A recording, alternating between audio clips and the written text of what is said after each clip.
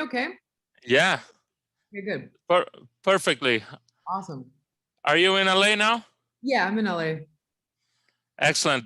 So first of all, I'll do a quick introduction. I'll be talking to Catherine von Drachenberg. Did I pronounce it right? You did. Wow, that's impressive. Kat, tell me, how did you first get involved with music, and how did it evolve to becoming a rock fan? Because I suppose you're a rock fan, right? Of course, yeah. I mean, I was introduced into the world of music at a very young age. My family's pretty musical, so everybody in my family plays several instruments. But I was taught to play piano since I was 5 years old. So we were classically trained, so there's a lot of Beethoven and Mozart and all that. But I think that's one of the reasons that I really gravitate towards a lot of metal, because when I hear different guitar riffs, these are the same scales that I play on piano. And it gives you an appreciation for the amount of skill that it takes to play that type of music, So yeah, I mean, I didn't get exposed to like punk rock music until I was like 12 or 13. And then from there, graduated to Iron Maiden and all that. And then I discovered bands like Susie and the Banshees, Depeche Mode, The Cure. And that's really where I think I've still remained, because I love all the aspects of that type of music. I love the analog electronic synthesizer part of it, but I also love the romantic poetry, the lyrics, and the soulful singing. So that's I think when I decided I was gonna come out with an album, a lot of people were like, "Oh, she's gonna make a metal album," and it's like, well, no, I love metal, but I don't think my voice lends itself to cover Slayer or whatever. And who are your rock and roll heroes? I mean, you probably got close to many of them, or even tattooed some of them, or became friends with some of them. Are you still a rock fan? Do you think you still have that adrenaline of a rock fan that you used to have when you were younger?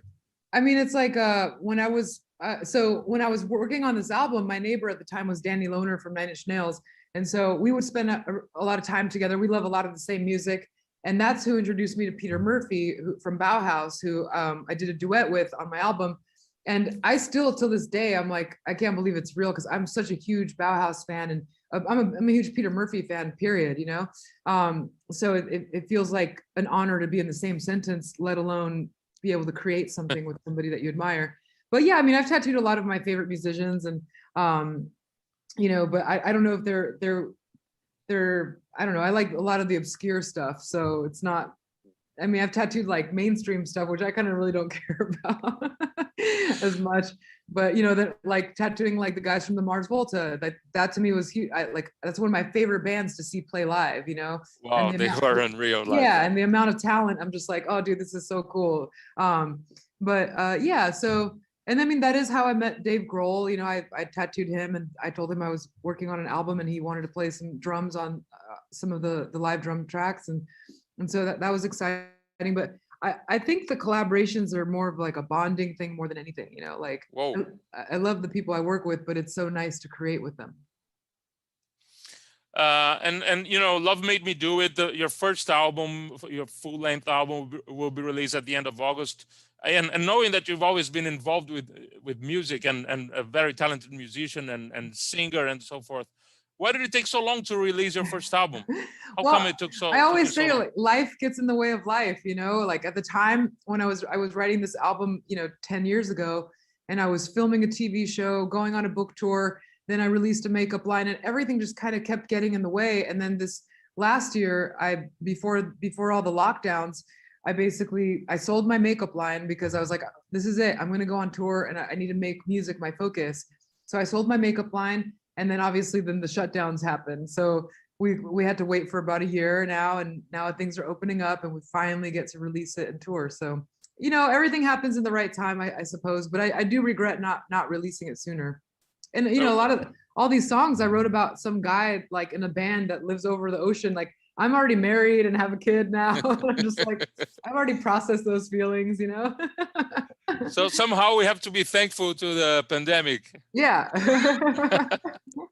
And how would you describe your music to someone who hasn't heard it yet? You're saying like the main influences come from maybe the gothic and post-punk. Yeah, exactly. But at the same time, there's not like a genre that I feel like we really are pigeonholed into. I mean, we definitely have elements of synthwave. We know we love analog synthesizers, but I still think that the vocals are soulful. You know, there's not auto-tune, it's not robot singing. There's a lot of imperfection in that. So I mean, I think it's I think that thank God. Yeah, for sure. I'm sick of hearing that shit. But yeah, so I don't really know, you know, even my manager and stuff, we're like trying to figure out the genre. We fit into a lot of different categories. There's pop elements, but we're pretty dark. So it's like, it could be, you know, like dark wave, pop, you know, we don't know. My fans called it cat wave. Last year, one of my favorite albums that was released last year was from a British singer called A.A. Williams. I don't know if you heard that album. No, is it cool? It's beautiful. It reminded me a little bit of when I was listening to your album, of what she did last year. But I don't know, it had some Sisters of Mercy, The Cure, or the Depeche Mode elements. It's really cool. I love that. It's also, you know, for rock fans and that want to relax a little bit and you know. Yeah, I mean, all my friends that are in metal bands, they all listen to electronic music, you know. And how does the visual aspect of your life and of your work influence the music that you're making? I mean, I think it's a big part of it, and it's by choice. You know, I think when I go see a band play, I think it's so annoying when there's just a bunch of people just on stage standing there singing.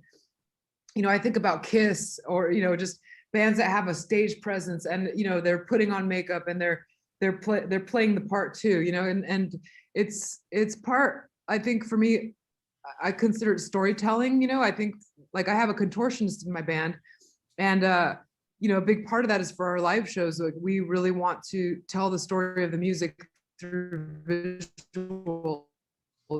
And, you know, the cool thing is that my bandmates, they're already naturally cool. Like, we don't use stylists. This is how we dress in real life. And so when we perform, I think it's just going to be amplified, you know, be able to do something beautiful together. And, you know, then there's also bands like Sigur Rós, you know, that I've seen play many times. And, you know, there's these beautiful visuals that are projected in the back. And there's something that's like, it's an entire experience. And that's what I want to create. So yeah, I think that what you put out into the world, like in the form of self-expression, is a really huge part of it. You know, one of my favorite bands, and I won't tell you who they are, but like, I didn't know what they looked like for a long time. And I was so obsessed with them. But in my mind, I was like, okay, this guy's got to wear eyeliner. He's with leather pants. And then I finally one day saw a picture of them, and I was like, he looks like somebody's uncle. Like, I don't want to watch you. I'm like, yeah, you got to have it all. Yeah, the whole package for sure. Yeah. And tell me about the conception of this project. I mean, you already said that some of the songs were written a long time ago, but yeah, how was the writing and recording process of the album? Was the album completely recorded during the pandemic, or not? Well, so I wrote the songs about 10 years ago.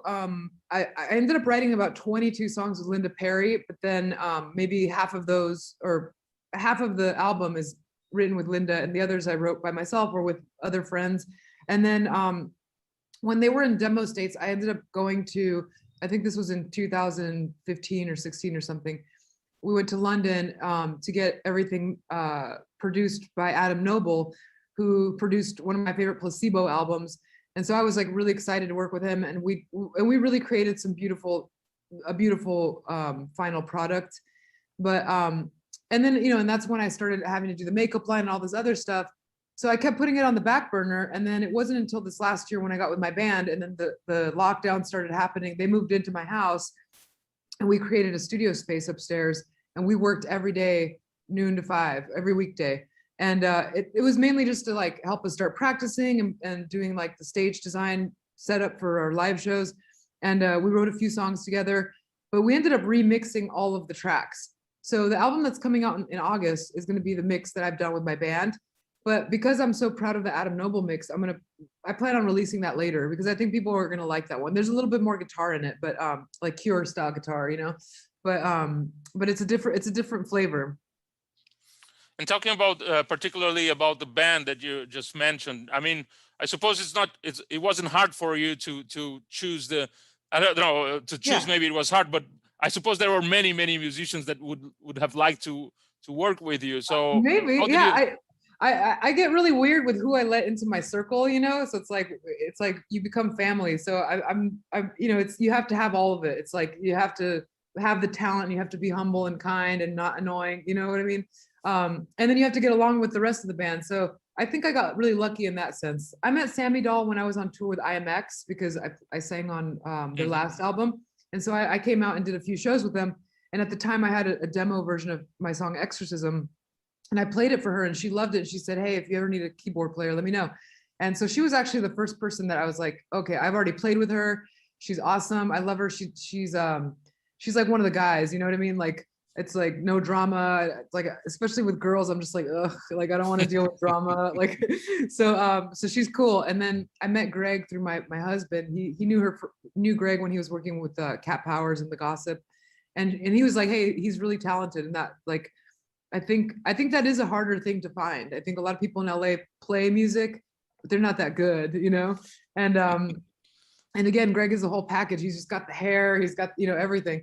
And we love the same music. And I remember the first day he came into my house to meet, we walked past my closet and he noticed, because I collect old like concert t-shirts.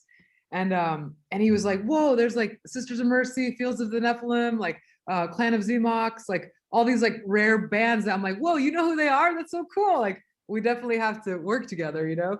And it's great. And then my drummer I found because he plays the beats on my husband's band Prayers.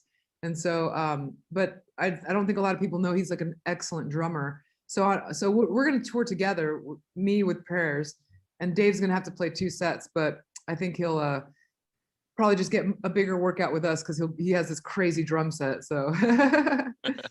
And how about the guests? I know you already mentioned Peter, the duet with Peter Murphy. It's amazing. Dave Grohl playing drums, and who else? How was it for you to choose the people that will be the guests on the album? I think it just organically happens, you know. I think like right now we're in the middle of recording and writing our second album, so that way when we're done with tour we can just keep touring. And that album, like I'm doing a duet with Charo. We're doing a Spanish song from the 1940s, like she's going to be playing guitar. And I had written the song with Omar from Mars Volta, another one in Spanish that we're currently converting to like synth because we had it all written in guitar. And then you know, we're even toying with the idea of covering a Selena song, but make it synthwave. So, you know, I think it's more just about the music, and then whoever kind of fits into that puzzle. Like I've been listening to Perturbator. I don't know if you know who that is. I love Perturbator from France. And the last album is so amazing. And so we've become friends on Instagram and or you know, just messaging. And I would love to work with him eventually if it's ever in the cards. It'd be so cool. It's fantastic. And Kat, you've been involved in many different activities in the show business. You had a TV show and your own line of makeup. Do you believe in luck? I don't know if I would call it luck.